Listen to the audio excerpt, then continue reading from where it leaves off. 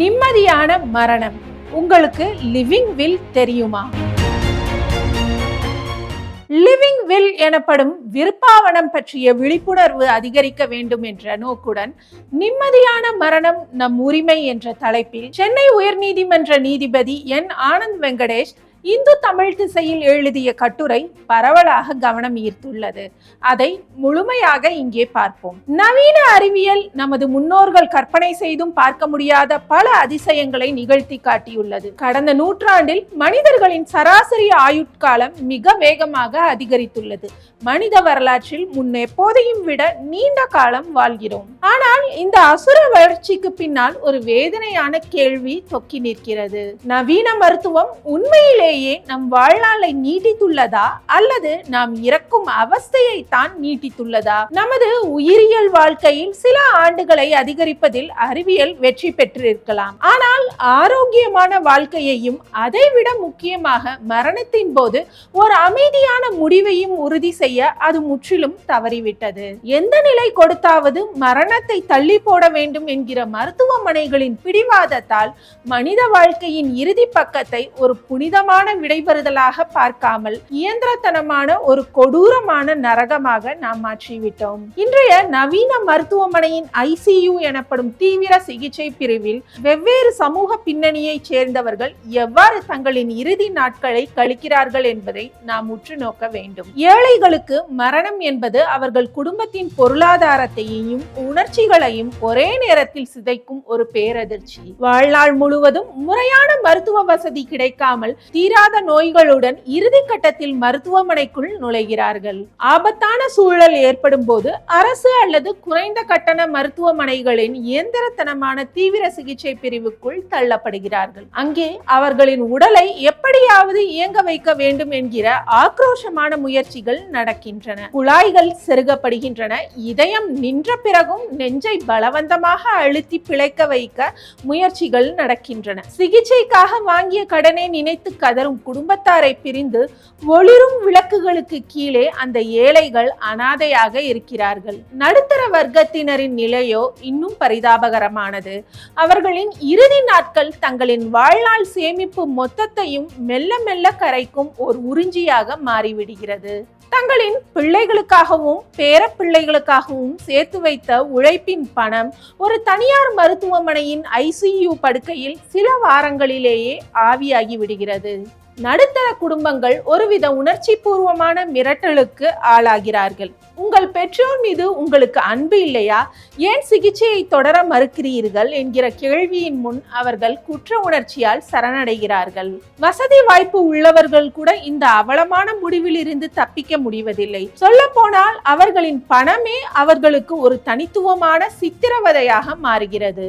அவர்களிடம் வசதியும் தொடர்புகளும் இருப்பதால் உலகத்தரம் வாய்ந்த நிபுணர்கள் அவர்களின் சிகிச்சைக்காக வரவழைக்கப்படுகிறார்கள். எந்த ஒரு மருத்துவரும் ஒரு VIPயை காப்பாற்ற தவறிவிட்டார் என்கிற பழியை சுமக்க விரும்புவதில்லை. இதன் விளைவாக பணக்காரர்கள் மிக கொடூரமான ஊடுருவக்கூடிய சோதனைகளுக்கு உட்படுத்தப்படுகின்றனர். அவர்களின் ஆன்மா உடலை விட்டு பிரிய துடித்தாலும் இயந்திரங்களின் துணையோடு ஒரு உயர் தொழில்நுட்ப நரகத்தில் பல வாரங்கள் அவர்கள் உயிருடன் வைக்கப்பட்டிருக்கிறார்கள். இறுதியில் இந்த 3 வெவ்வேறான பாதைகளும் ஒரே இருண்ட புள்ளியில் தான் முடிவடைகின்றன.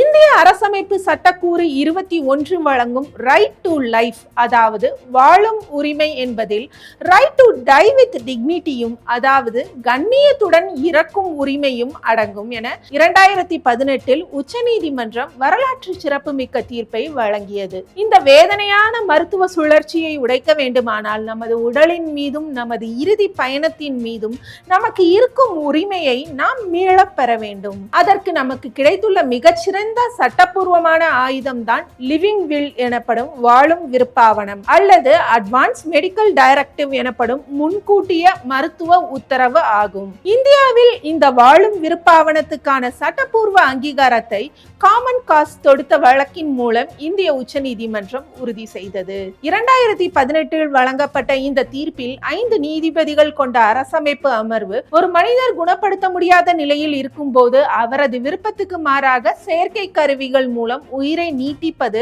அவரது கண்ணியத்துக்கு எதிரானது என்று தெளிவுபடுத்தியது. மேலும் 2023 இந்த நடைமுறையை மேலும் எளிமையாக்கி உச்சநீதிமன்றம் சில முக்கிய வழிகாட்டுதல்களை வழங்கியது.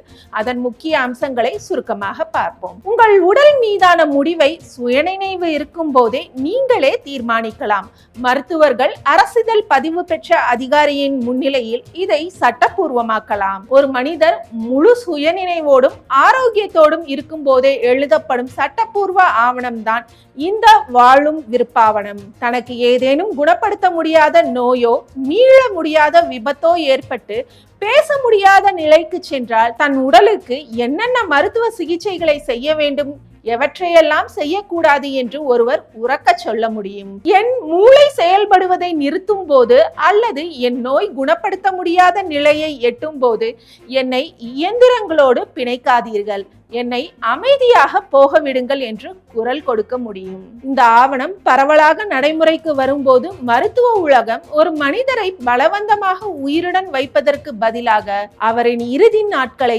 வலியற்றதாக மாற்றும் பாலியேட்டிவ் கேர் எனப்படும் தற்காலிக வலி குறைப்பு மருத்துவத்துக்கு முக்கியத்துவம் கொடுக்கும். இனிமேலும் ஒரு வணிகமயமாக்கப்பட்ட மருத்துவ கட்டமைப்பு நமது இறுதி பயணத்தை தீர்மானிக்க நாம் அனுமதிக்க கூடாது. முதுமையோ நோயோ நம் கதவை தட்டும் வரை காத்திருக்காமல் மரணத்தை பற்றிய உரையாடல்களை நம் உணவருந்தும் மேசைகளிலேயே நாம் சாதாரணமாக்க வேண்டும். உச்சநீதிமன்றம் நமக்கு வழங்கியுள்ள இந்த சட்டப்பூர்வ உரிமையை பயன்படுத்தி நமது இறுதி நாட்களை நாம் பாதுகாத்துக் கொள்ள வேண்டும். நமக்கு நீண்ட ஆயுளை தந்து அறிவியல் தன் கடமையை செய்துவிட்டது. இப்போது அந்த வாழ்க்கை அமைதியாகவும் இயந்திரங்களின் சத்தத்துக்கு நடுவில் இல்லாமல் அன்பானவர்களின் அரவணைப்போடு முடிவதை உறுதி செய்ய வேண்டியது மனிதர்களாகிய நம் கடமை. ஒவ்வொரு வீட்டிலும் லிவிங் வில் பற்றிய விழிப்புணர்வும் அதன் பயன்பாடும் அதிகரிக்க வேண்டும். உண்மையான மருத்துவ முன்னேற்றம் என்பது ஒரு மனிதரை எவ்வளவு காலம் படுக்கையில் போட்டு இழுக்கிறோம் என்பதில் இல்லை, மாறாக ஒரு மனித ஆன்மாவை எவ்வளவு கண்ணியமாகவும் வலியின்றியும் அமைதியாகவும் இந்த உலகில் இருந்து விடைபெற அனுமதிக்கிறோம் என்பதில் தான் உள்ளது என்று அந்த கட்டுரையில் சென்னை உயர்நீதிமன்ற நீதிபதி என் ஆனந்த் வெங்கடேஷ்